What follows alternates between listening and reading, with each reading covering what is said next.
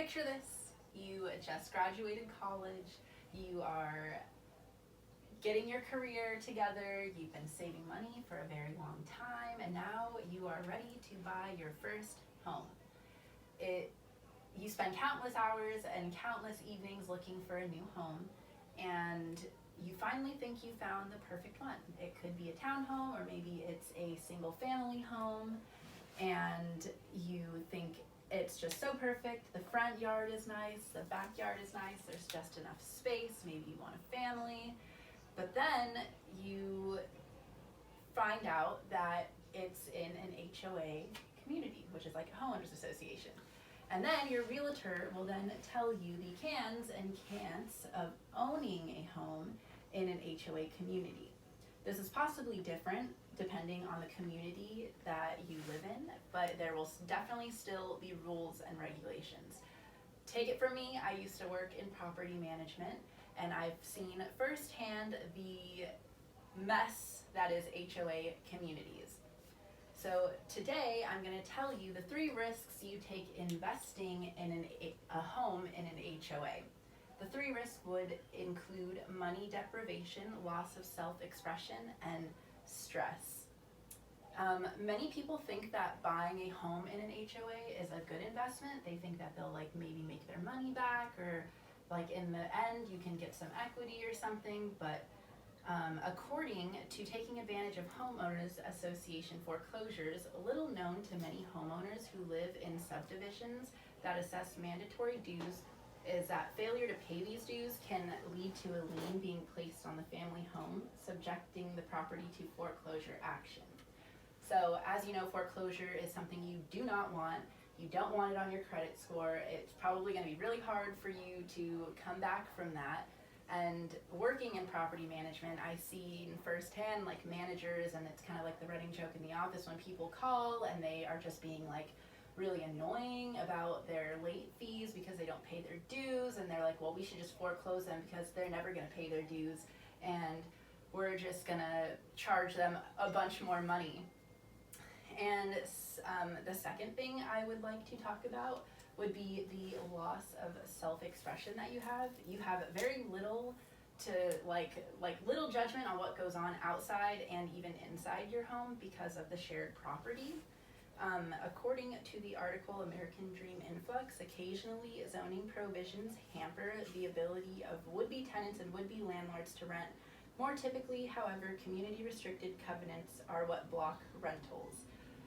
So working in the industry, I have seen different properties, different CC&Rs, which is basically the governing documents that you use and to learn all the rules and regulations.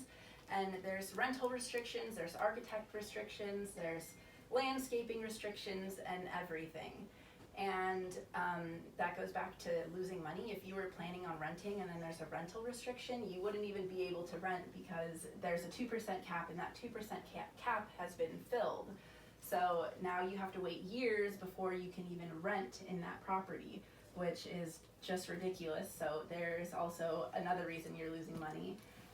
But also the lack of self-expression is if you wanted to change the landscaping, if you want one plant over to the right a little bit more, you would have to get approval from the board of directors, which is only 4 people from your community that are making all of your decisions for you. And I think that that is so just annoying, and you should be able to do whatever you want in your own home and to your own home. If you want to leave your Christmas lights up an extra day after New Year's, then you should be able to leave them up.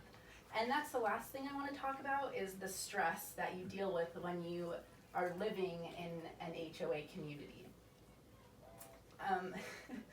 According to psychological consequences arising from the stress of everyday life and work activities, an individual under stress can have various diseases due to decreased immunity and may also be less productive as a result of decreased ability to concentrate and think coherently.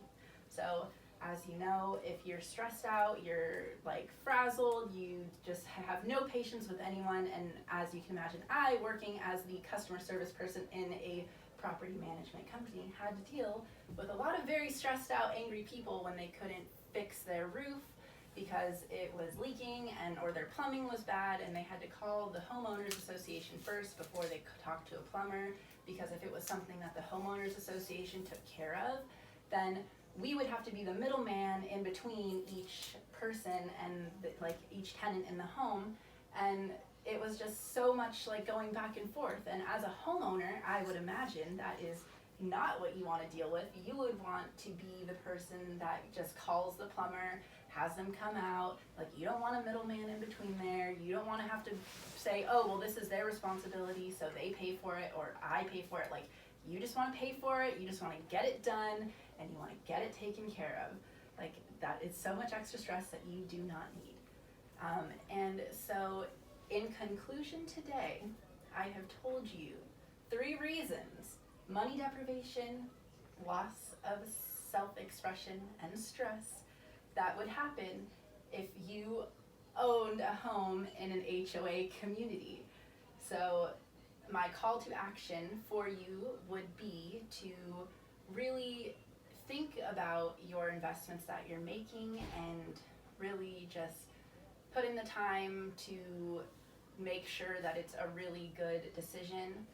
And for my final thought, I would say that not everything is perfect, so even if it seemed very perfect and great, if you just put in the time to really research it and make sure, then it'll be way better than if you just impulsively buy something like a townhome and get stuck with it later on and lose money. Thank you.